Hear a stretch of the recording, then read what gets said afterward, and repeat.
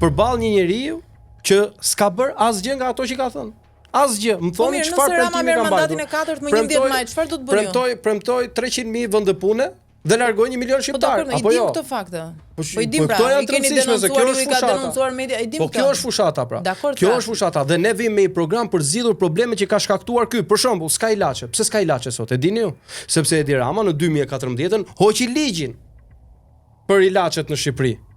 Që hoqi ilaçet e vërteta dhe la këto që duhen 10 aspirina për të pushuar një dhimbje koke. Dhe shikoni sot ku është onkologjiku.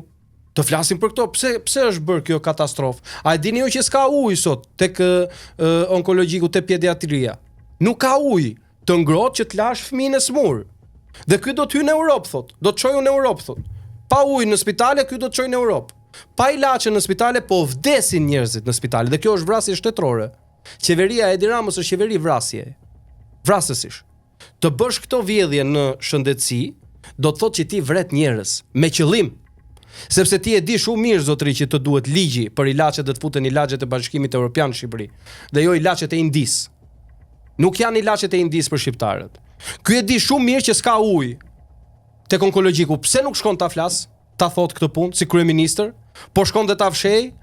Ky 3 ditë përpara, që ta dini, shkoi dhe bëri një takim atje me ministren e shëndetësisë, bashkë me ministren e arsimit, që është një kriminale më vete, që ka shkatruar gjithë sistemin arsimor në Shqipëri, që i ka lënë fëmijët tonë pa sigurt, të 3 këta ishin tek onkologjiku te pediatria. Dhe tregonin aty për shqiptarë, shikoni sa bukur kemi lyp murin. Ndërkohë atje s'ka ujë. A nuk është e qëllimshme kjo? Për këtë duhet merremi ne. Ne kemi një program konkret. A dini pse ndodh kjo? S'ka lek. Buxheti për shëndetësinë në Shqipëri është buxheti më i ulët në rajon. Ne kemi në program dyfishimin e buxhetit. E njëjta gjë është për arsimin. Kemi buxhetin jo vetëm më të ulët në rajon, por më të ulët në histori të Shqipërisë, 2.41% është buxheti jon.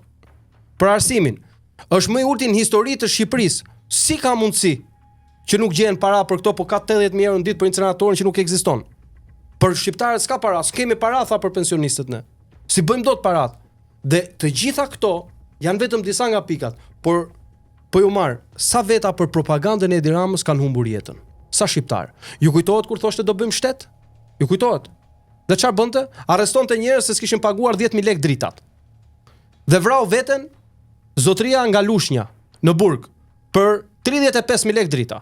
Një zotëri tjetër vrau veten sepse nuk kishte bosh te OSHE-ja 7.5 milion lekë.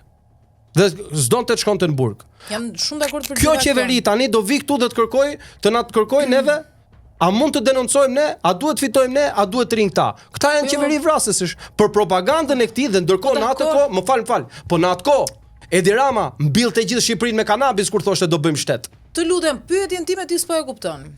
Më duket. Nuk po të kundërshtoj në ato që thua. Ka denoncuar opozita, e lëm këtë pjesë më janë. Çështja është, a do ju besojnë shqiptarët si alternativa e duhur për të rrëzuar Edi Ramën? Kaq e thjesht, sepse ka atje matan edhe një elektorat gri. Mendoj që nuk janë militant as me njërin forcë. Mendoj që këto nuk janë diskutime. Ti e di shumë mirë që ka nga ata që thonë që do rrëzojmë Ramën, po kush do vi? Ja ju a them unë. Të njëjtë janë. Jo, nuk janë të njëjtë, bëra diferencën, mos i kthehemi 7 herë për të njëjtës pyetje. Po edhe këtu të ftosh një socialist diferencën do bëj. Po jo na e sillni përballë se këta s'po gjen as Interpoli, jo ti gjejmë ne nëpër studio. Na e sillni ne, më ftoni të gjejmë një deputet të PS-s të vit të përballet në studio. Po s'kan me çfarë do përballen. Njëri doli atje dhe rreti tha ka 53 spitale, ku janë 35. Domethënë janë mashtrimet e këtyre tani më kanë dalë kudo. Un po shkurtimisht po i përgjigjem. Me drejt ju thoni au do ju besojnë. Mjafton të shikosh takimet. Si do bindesh elektoratin gri? Këtë më thuaj ti. Ne bindim elektoratin. Lëri militantët. Jo, nuk po flasun as për militantët edhe ky konotacioni militantit. Para militantit është qytetar. Jo, nuk po më kupton. Diferencën në rezultat po them. Po pra, ta kthej unë përgjigjen. Tani e para. Në takimet që kemi bërë me qytetarët në biznese. Përfshirë këtu tek rruga juaj. Nuk ka asnjë biznes i vogël që nuk është dakord me programin ton. Dhe të gjithë e përqafojnë program dhe e mbështesin dhe e besojnë. Dhe pse e besojnë? Se kanë qenë në biznes në kohën e Partisë Demokratike dhe çonin më shumë para në shtëpinë e tyre nga sa çojnë sot. Isha dje në njësinë numër 3. Dhe ndaluam te një biznes dhe i thash për programin ton që deri në 180.000 euro nuk paguan dot nuk paguan asnjë taksë, e ke taksën zero. Dhe më tha, sot e kemi deri në 140.000. Unë tha bëj diku te 135.000. Pra unë zero e kam taksën. Por i thash, ty bashkia sa të merr? Bashkia më vret. Merr 10% të xhiros time. Ndërkohë ne kemi program që bashkit, pushteti lokal nuk do mund të marr më shumë se 1% në taksim, më shumë se 1% të xhiros vjetore të biznesit vogël. Përpos faktit që ulet çmimi i energjisë për biznesin e vogël nga 27 lekë që është sot në 6 lekë. Se ka shprendime të bujshme sa bëni ju, ku do t'i gjeni parat ju? Ku parat? Po si për të përtuar. Faleminderit për pyetjen. Pse pas ka para për sterilizimin e Ilir Beqas dhe inceneratorin e Edi Ramës dhe s'pas ka para për biznesin e vogël në Shqipëri? Pse? Pse gjenden parat që ky të bëj 12.000 euro kolltuqe? Ka bër. E kujtohet ju çfarë ishte akti i parë i këtij, rregulloi vilat shtetërore. Miliona euro për vila shtetërore. Vuri xhakuzin tek vila ndërmi, si mjaftonte deti. Pse pas ka para për lukset e këtij? Pas ka 4 milionë euro buxheti shqiptar për të bërë një balkon kryeministri që të pikë një cigare dhe s'pas ka para për pensionistët? Këto janë marrëzirat e këtij. Dhe këto të gjitha ky kërkon t'i fshehë me çfarë? Me budallëqe, me tallava. Ne nuk jemi popull tallavaje. Dhe ne nuk kemi budallëqe të na bëj ky për budallë. Ne qytetarët do votojmë programin.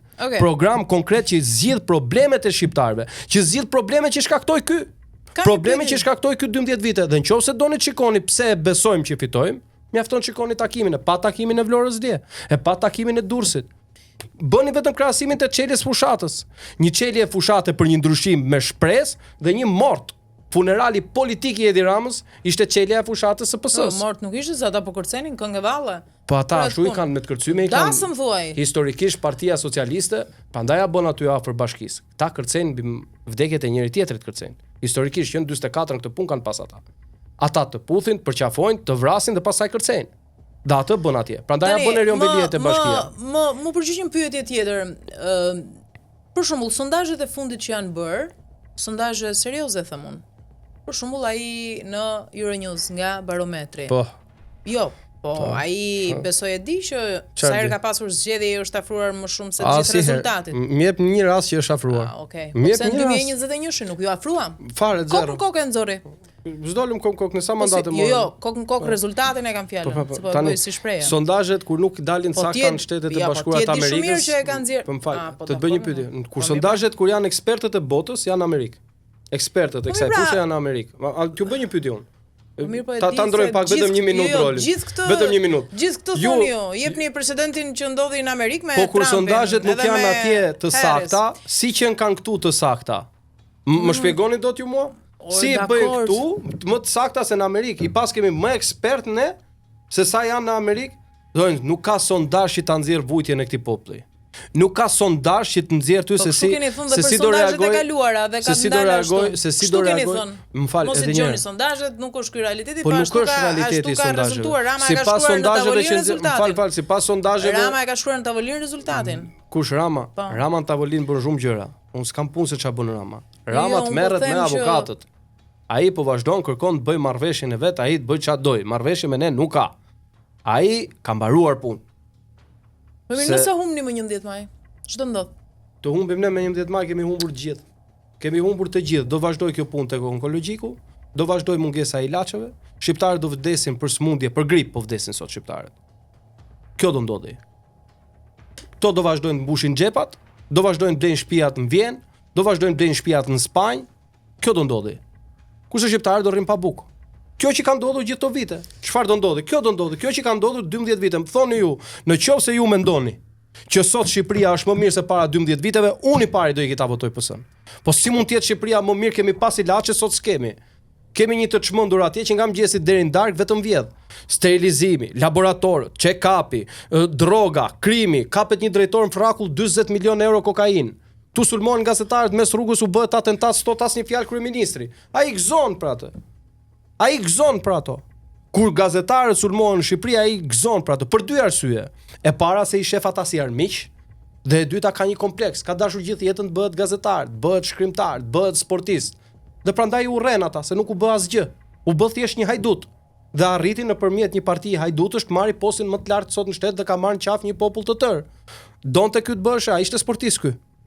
Iku fusha atletikës te stadiumi.